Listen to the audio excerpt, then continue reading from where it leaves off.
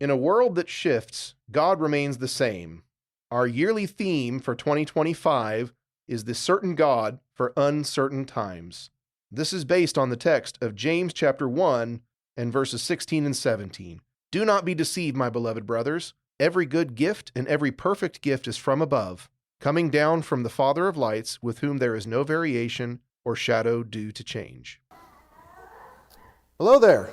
Good morning. It's good to see you all here today.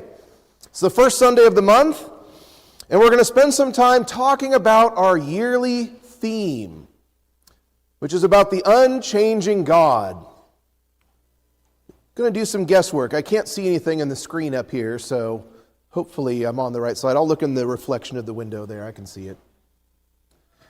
This is our theme for the year. It comes from James chapter 1. And it talks about how God does not change. So if you open in your Bibles to James chapter 1, most of our lesson will come from this text. Boy, this is like three in a row now with the overheads last night, the microphone this morning, and, problems always come in threes, right?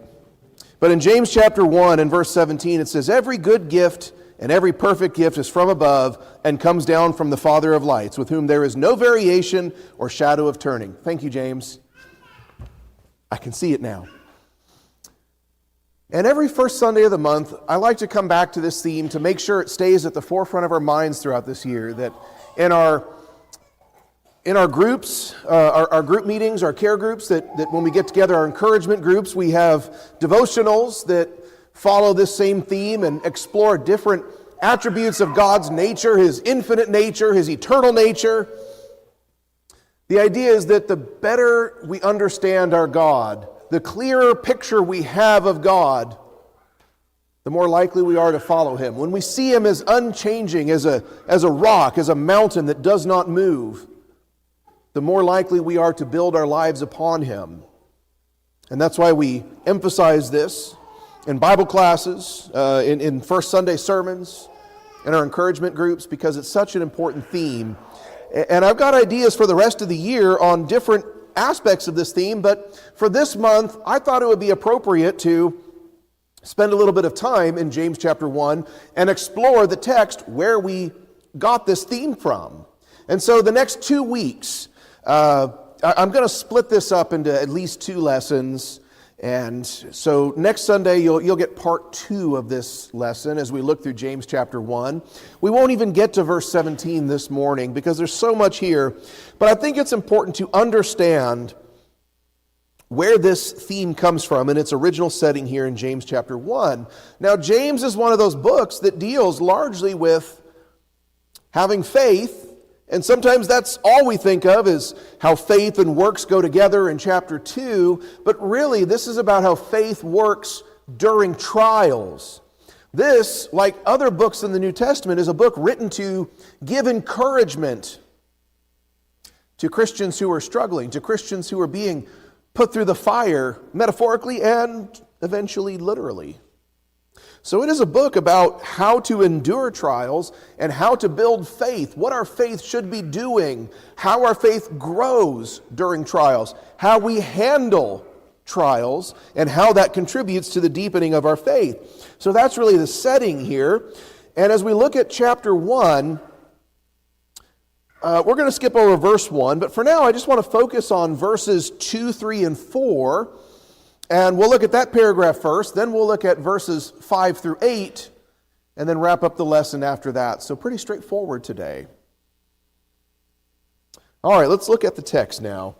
I'm going to put it up there on the screen, beginning in verse 2. "My brethren, count it all joy when you fall into various trials, knowing that the testing of your faith produces patience.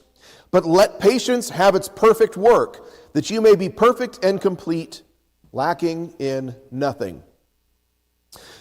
Now we get these shocking words, and what a way to begin a letter. Count it all joy when you fall into various trials.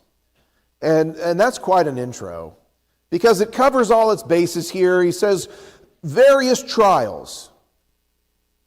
Because we all experience trials, we all experience adversity, we all experience pain, suffering, grief, but not all of us the same level, the same kind, the same sort of trials at the same times. But we're all experiencing some sort of hardship in our lives.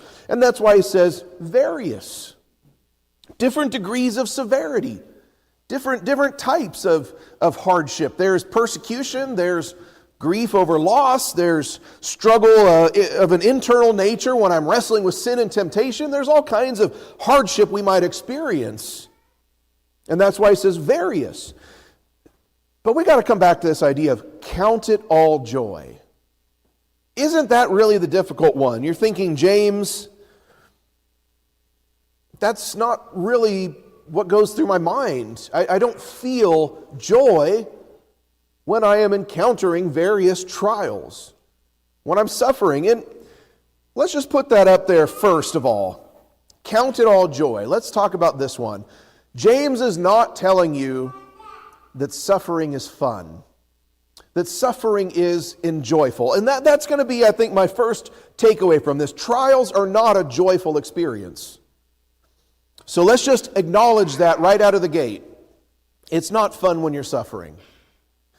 And we know that's true. We look at Jesus. There were times where he was weeping, where he was suffering, where he was in anguish. Yet Hebrews chapter 12 says that for the joy set before him, he endured the cross. That does not mean it was a joyful experience at the time. And that's not what James is saying for us either. Trials are not meant to be fun or enjoyable. But we are meant to count it as joy.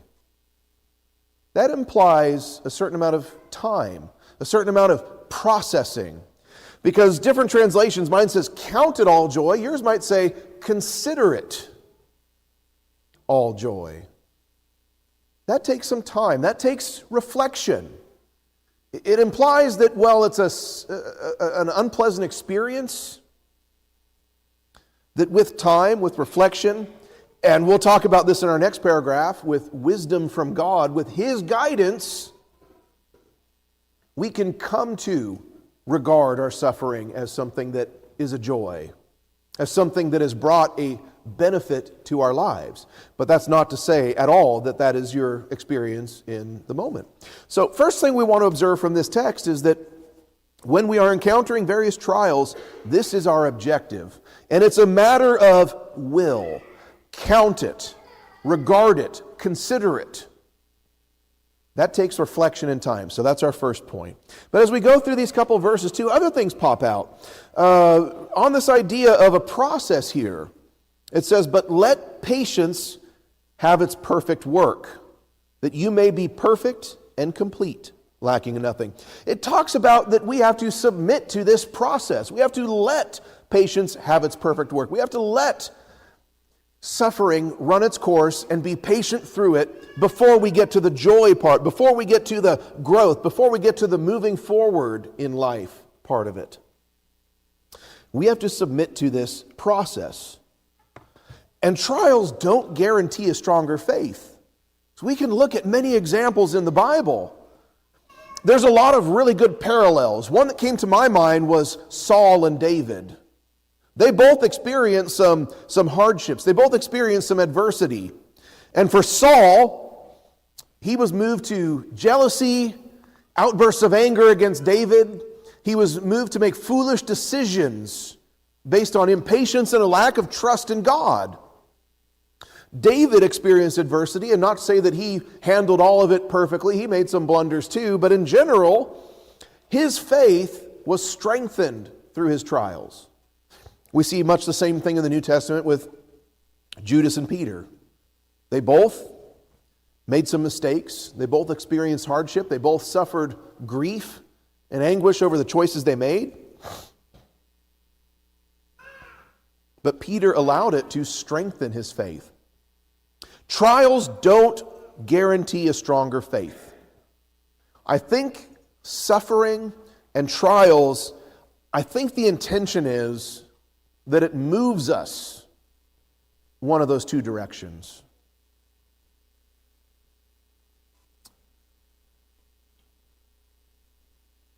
But it keeps us from staying in the middle. So what is the difference?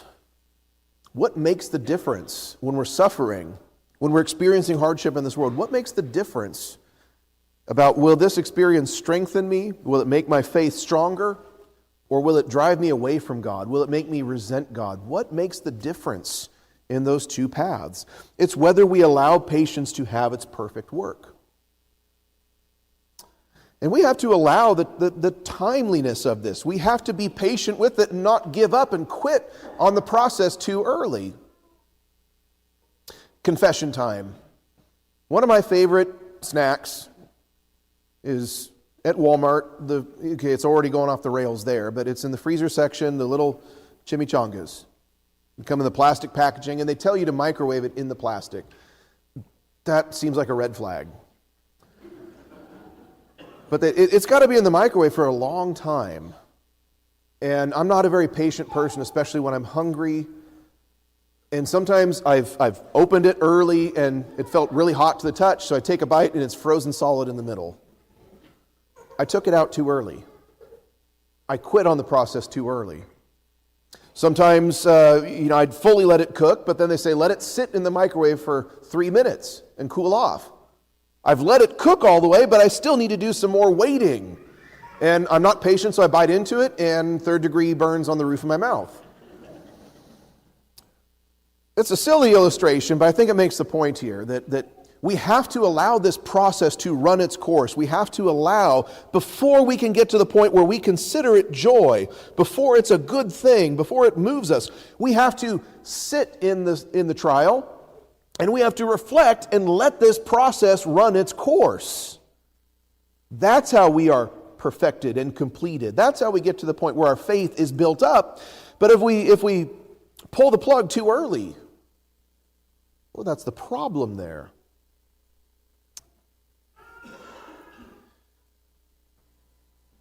We have to be committed to this process. Go to 1 Peter chapter 4. I told you most of it will be in James. I really just have one or two other scriptures to consider, but I think 1 Peter 4 is a good illustration of this point here. Because sometimes we interrupt the process. Sometimes we cut it off too early. We don't allow patience to have its completed work. And I think 1 Peter 4 gives some idea about what that looks like. So 1 Peter is another one of those books that deals largely with you're suffering for your faith, but don't give up. Don't quit on God. Let it have its work in bringing your faith to a stronger place. So in 1 Peter chapter 4 and verse 12, Beloved, do not think it strange concerning the fiery trial which is to try you as though some strange thing happened to you.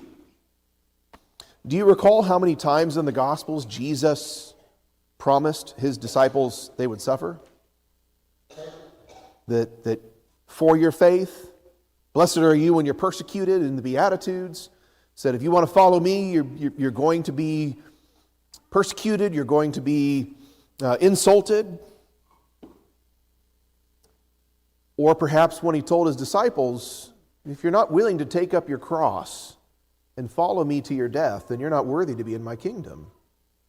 So I think that's why Peter says, why would you think it's some strange thing that's happening to you?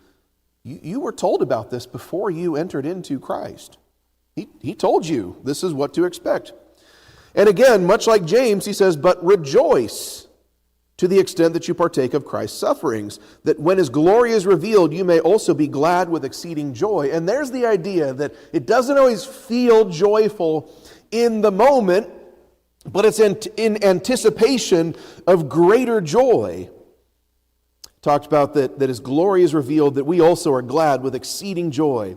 If you are reproached for the name of Christ, blessed are you, for the Spirit of glory and of God rests upon you. On their part, he is blasphemed, but on your part, he is glorified. So we rejoice in that we are glorifying God, which is our greatest purpose in this world. That we find fulfillment by glorifying our Master, by glorifying our God.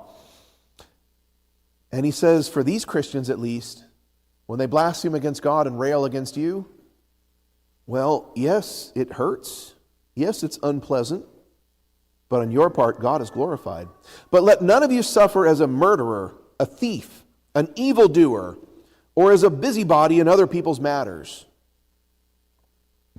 And I think right there is where we can see some parallels here, where we start to avoid going through the process. And it takes many different shapes or forms, and he highlights some here as murderers, thieves, evildoers. I think evildoers is a pretty generic term there. But a lot of times in hardship, people, they don't get the completed work and get the results because they turn to sin. Life's not going my way. Things are a mess. I'm miserable. I'm going to indulge in self. I'm going to pursue things that make me feel good. And that way I'm avoiding the process here. I am not committed to this growth. I am not committed to this. And so I will pull the plug and I will turn to sin. And that's not the answer. And I think that's what Peter highlights here. Sometimes it takes the form of blaming others. We can't control what other people do. And sometimes people make choices that impact our lives in very severe ways. But we can't undo the damage. All we can do is choose to move forward rather than dwell on the past. Sometimes people avoid this process by simply not reflecting. I will just ignore. I will just ignore the trial. I will ignore the pain. Finishing out what it says here in 1 Peter, yet if anyone suffers as a Christian, let him not be ashamed, but let him glorify God in this matter. For the time has come for judgment to begin at the house of God, and if it begins with us first, what will be the end of those who do not obey the gospel of God? Now, if the righteous one is scarcely saved, where will the ungodly and the sinner appear? Therefore, let those who suffer according to the will of God commit their souls to Him in doing good as to a faithful Creator. And there it is in verse 19. If you're suffering in a godly way, if you're suffering for your faith according to the will of God, then keep submitting your soul to Him in doing good. Keep with the process because there's some time involved. Let's go back to James chapter 1. So when we look at these first couple verses, I think those are your main takeaways. That considering it all joy, it's not so easy in the moment, but it's something we work towards. And the idea is that we want a joyful outcome. Bitterness, sorrow, anger, those are not the emotions that will strengthen our faith. They might be what we feel in the moment, but we want to work towards considering it. That's a thoughtful process, a determined process to reevaluate and reflect on our scenario. So count it all joy and let the process work, being patient with it, not looking for shortcuts.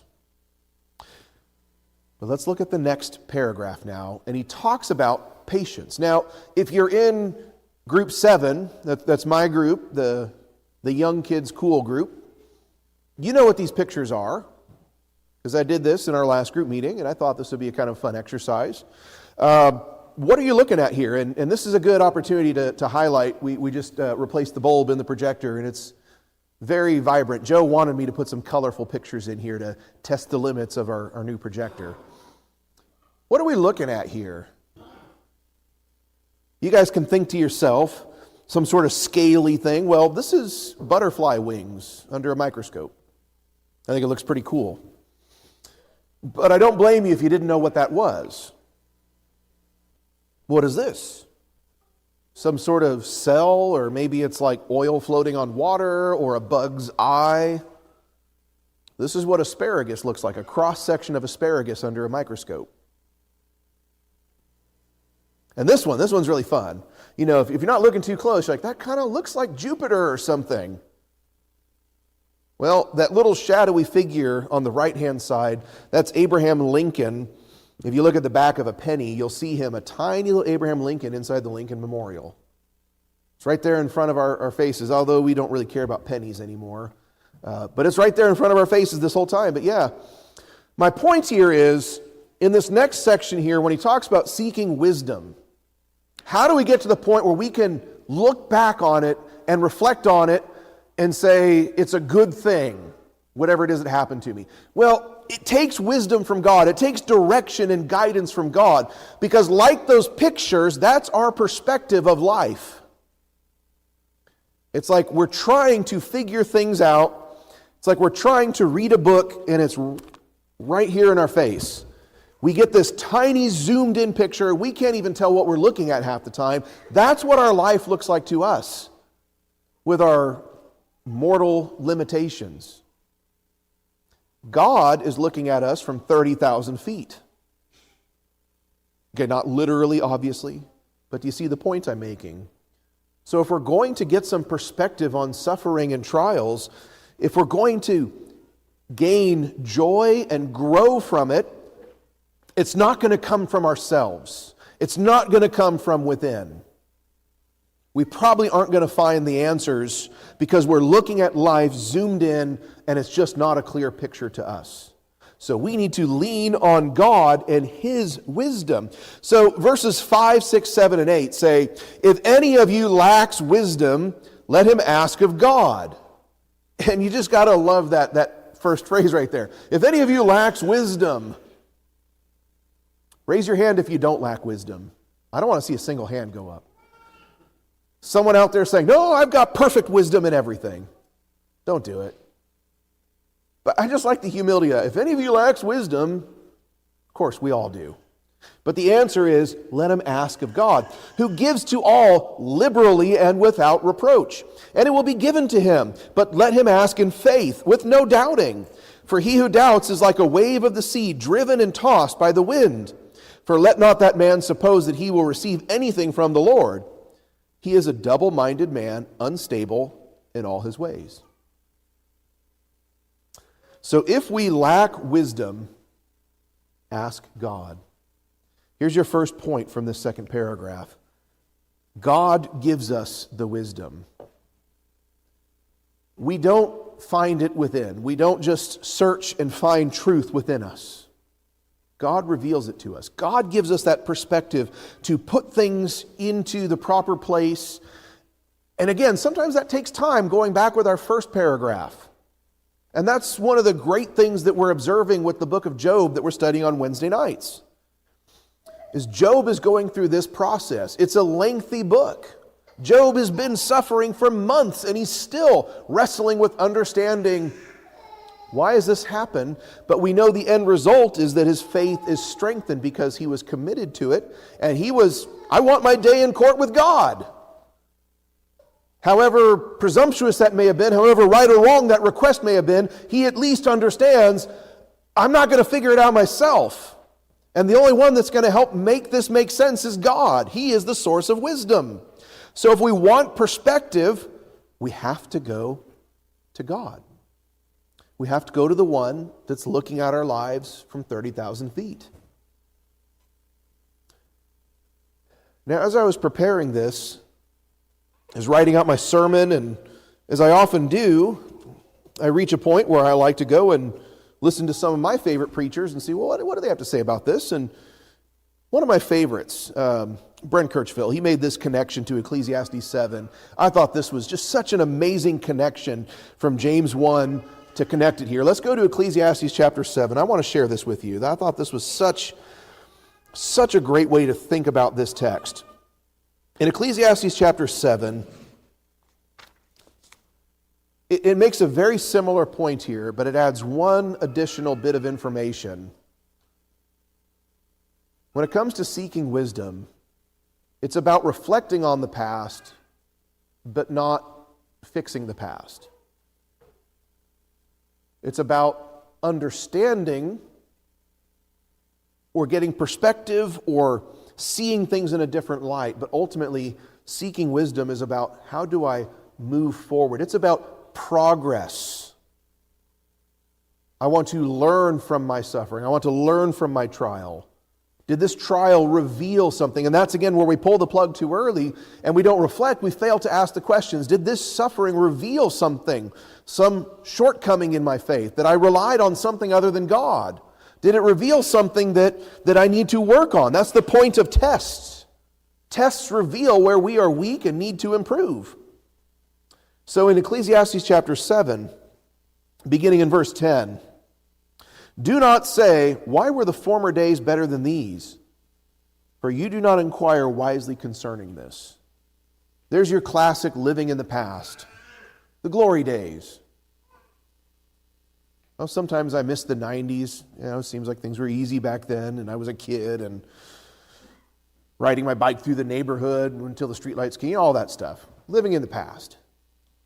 Nothing wrong with reflecting or reminiscing about the past, but he says this idea of dwelling on it. Why were the former days better than these? So that's a foolish thing to say.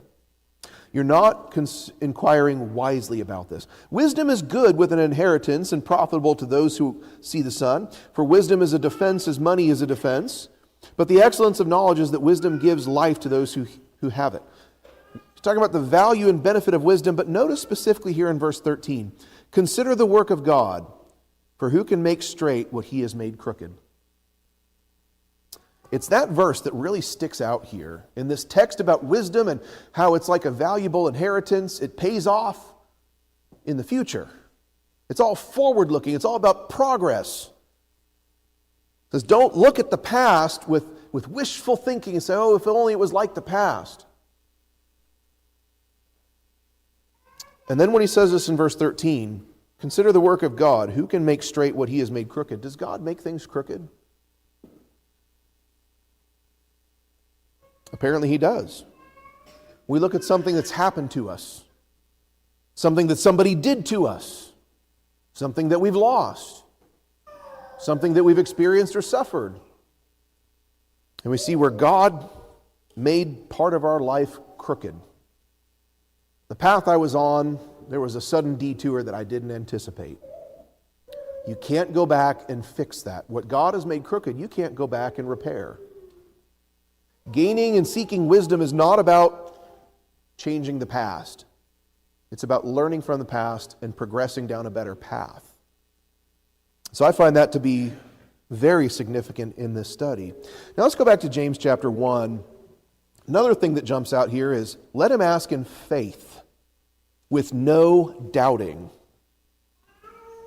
And I like that it says God will give wisdom liberally and without reproach.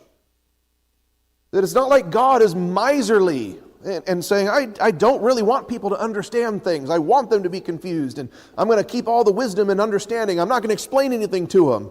No, God will give liberally if we humble ourselves and admit, I don't understand things, but I want your guidance. And he does it without reproach. He's not going to shame us for, you should have it figured out already. How dumb of you not to understand why this happened. There's no reproach here. But let him ask in faith. That's the one requirement that God puts on this request. If you're going to seek his wisdom, ask in faith without doubting. When we doubt, God finds our lack of faith disturbing, and it angers him and it bothers him. And he describes this as like a wave of the sea driven and tossed by the wind. We're unstable. What does he mean that we ask in faith? Faith in what? I will suggest to you as a little bit of a foreshadow of next lesson. Faith in his character. Faith in his consistency. Because that's when we get to next week, our theme verse in verse 17 about God doesn't change. There's no variation. There's no shifting of shadow with him. So when we ask with this confidence that he is not out to get us. That what he is doing, what he causes to happen in our lives, what he permits to happen in our lives, whatever the answer is to that question, God has our best interest in mind. God is seeking our good. If we will submit to this process with patience and endurance, it will result in joy and a stronger faith, and we will gain wisdom if we trust in his character, if we trust in his faithfulness. We must learn to trust his goodness. In the Sermon on the Mount, he talks about that fathers know how to give good gifts. Fathers give gifts to their sons, and if earthly fathers know how to give good gifts to their son when they ask, how much more so our Heavenly Father? So we need to put our faith and trust in Him. And he talks about we're like a wave of the sea, driven and tossed. That's the waves, the tides coming in and out, back and forth. That's someone who wavers between, do I trust God? Do I trust the process? Do I trust that the testing and trials are refining me? Do I trust that His wisdom will guide me to a place where I can consider it joy? Or do I doubt? Do I disbelieve in God's goodness? Ask without doubting. For let not that man suppose that he will receive anything from the Lord. It's like if I know I've got a minor ankle injury, and I know that if I go to my doctor, they'll be able to tell me how to fix it. But I shouldn't expect any help from my doctor because I never go. If you don't go to God and ask Him for His wisdom, if you don't submit to Him patiently and you give up on the process, don't expect to receive wisdom from Him. So it's not some miraculous, hard to grasp concept here. He's just saying that if you don't believe in God, if you don't believe He'll give you wisdom, if you don't believe in His goodness, if you don't believe in His consistent character, well, don't expect that you're going to get anything from that. He says he's double-minded man, unstable in all his ways. It describes an instability in the rest of our lives, in other aspects of our lives. So as we sum up this lesson, consider it joy.